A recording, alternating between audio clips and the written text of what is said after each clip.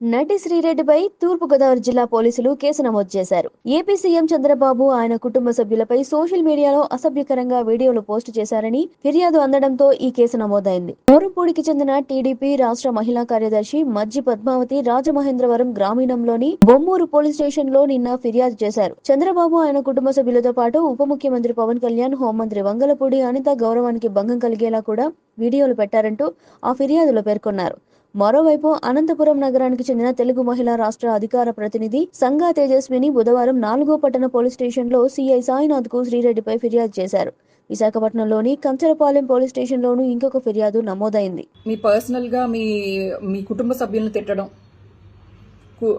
ఒక పవన్ కళ్యాణ్ గారి దగ్గర నుంచి, అలాగే లోకేష్ గారి దగ్గర నుంచి వాళ్ళ కుటుంబ సభ్యులకి, అలాగే పవన్ కళ్యాణ్ గారి కుటుంబ సభ్యులకి, మీడియా వాళ్ళకి అందరికీ సారీ.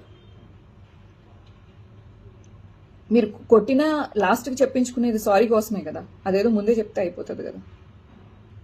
మీకు ఏమైనా ప్రభుత్వ పరంగా ఏమైనా తప్పిదాలు జరిగితే మీరు వ్యతిరేకించండి, పర్వాలేదు. కానీ మా కుటుంబ సభ్యుల్ని అన్నారు కాబట్టి ఈరోజు కక్షా రాజకీయాలు చేస్తున్నాము అని చెప్పేసి కొంతమంది బహిరంగంగానే మాట్లాడుతున్నారు. సమఉజ్జీలతో ఫైట్ చేయండి ప్లీజ్. రాజకీయంగా మీరు సమఉజ్జీలు. మీకు 1000 కోట్లు ఉన్నాయి, ఆయనకి 1000 కోట్లు ఉన్నాయి.